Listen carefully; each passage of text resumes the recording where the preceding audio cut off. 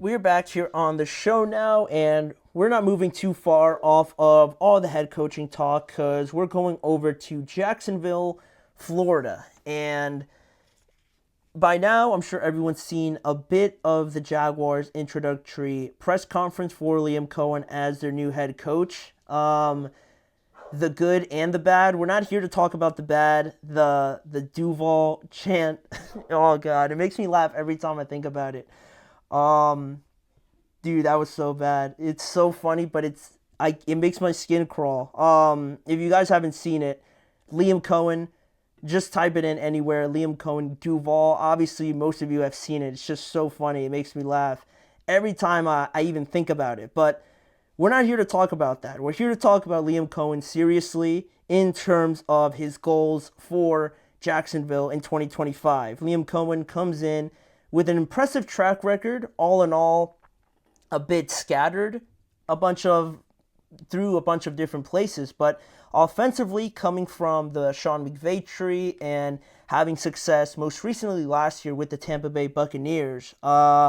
People are excited about what he could bring offensively to this team, and especially Trevor Lawrence, because it didn't take long for a question to be asked about Trevor Lawrence in his introductory press conference, and that's obviously, I would say, the biggest thing that you have to kind of get under wraps in his new job, because Trevor Lawrence is the franchise there, obviously, right? They paid him a boatload of money now, so he is the Jacksonville Jaguars for that aspect of things. And they brought in Liam Cohen because of his success with another number one overall pick at quarterback in Baker Mayfield. And we saw how their relationship blossomed in a very short time. And from how impressive Baker was to bring him to the level that we saw this past season is very impressive, honestly. So Liam Cohen is very well versed in that aspect. So a question was asked about Trevor Lawrence and, just the overall sense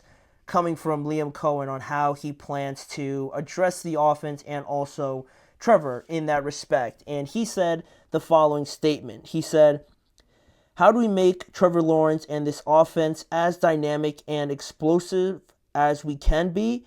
We've got to build it around him as well. We've got to make every part of this about improvement, and he will be a part of that process. He's earned that right. I cannot respect his toughness and mentality and work ethic more than I already do from afar. This will be all about Trevor right now." And pretty direct quote there from Liam Cohen, and that's what I was hoping for, and also, quite frankly, what I was expecting to hear from him, because you got a guy in Trevor, again, that is the franchise there, basically, for the Jacksonville Jaguars, and coming out of college, he's one of those guys that was thrown up there, classified up there with, like, Peyton Manning coming out, or Andrew Luck coming out of college, that level of quarterback, and he's to this point in his career, it's really not been close to that at all, close to what those guys experienced,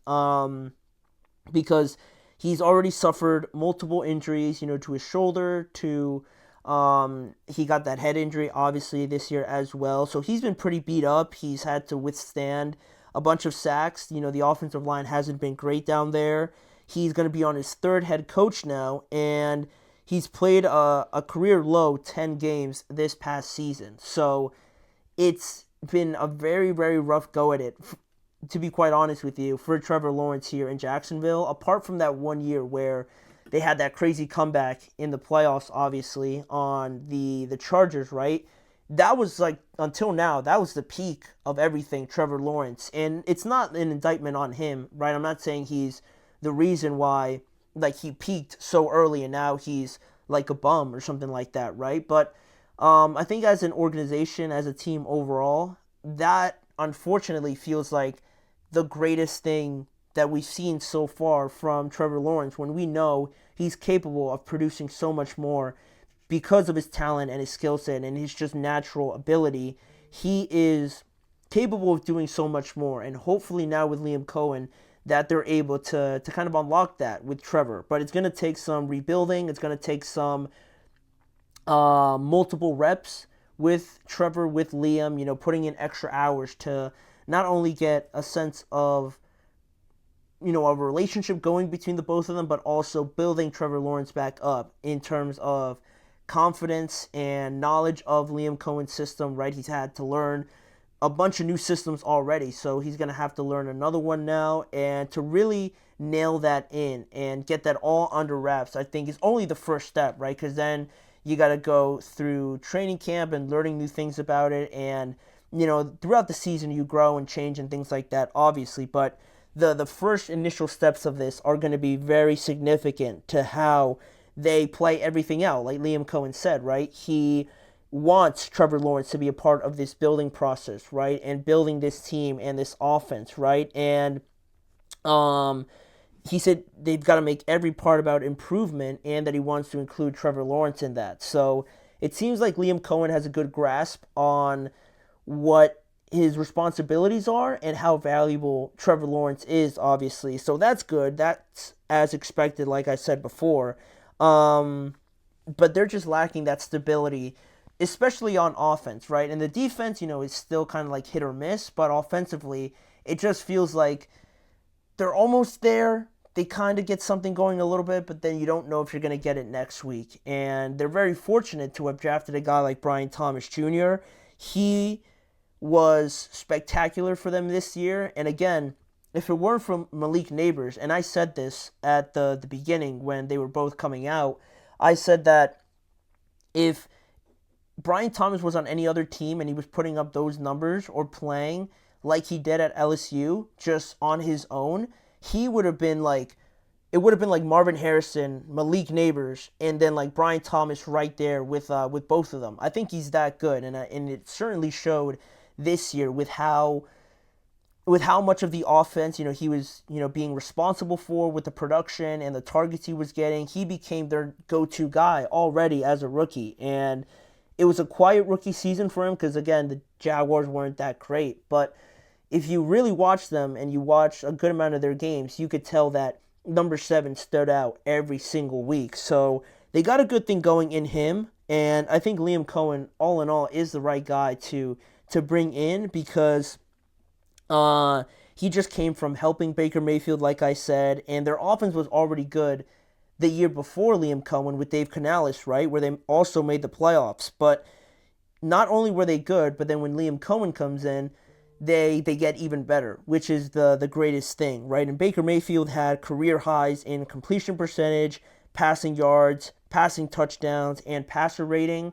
He got that much better, right? A career year for him as well. And the offense as a whole became the 4th highest scoring offense in the NFL, averaging around 29 points per game and averaging almost 400 yards per game as the number 3 offense in the NFL overall, right? So he also did say that he was going to be calling plays again, right? If that was any doubt from anybody, Liam Coen is going to be calling the plays. It's not going to be anybody else. But adding to guys like Brian Thomas Jr., emphasizing them in this offense. Evan Ingram is also solid, right? He had Cade Otton, and I thought he made Cade Otton look, I don't like saying a lot better than what people think of him, right? Because I don't want to throw like a dig at him, but like Cade Otton for a certain portion of time during the season was playing very, very good, and he was the go-to guy for Baker. And I believe you can do a lot of the same stuff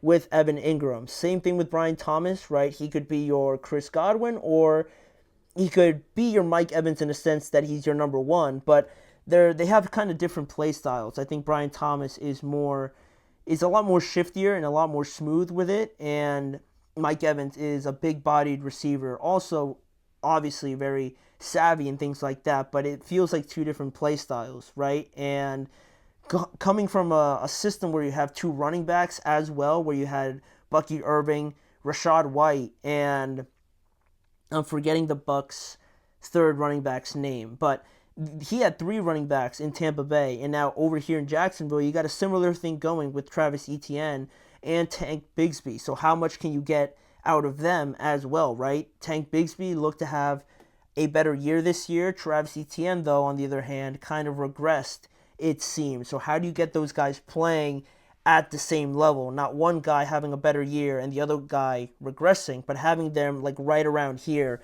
in terms of contribution to this team. That'll be something else that I'll have to work on.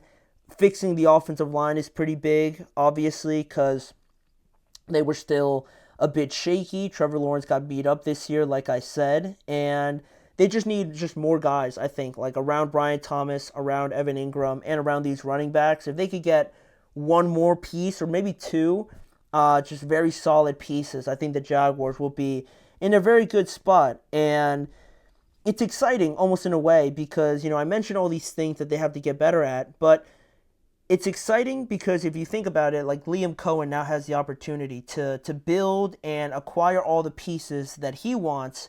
And if he does that, and if they're successful with it from the help of their owner and their general manager, right?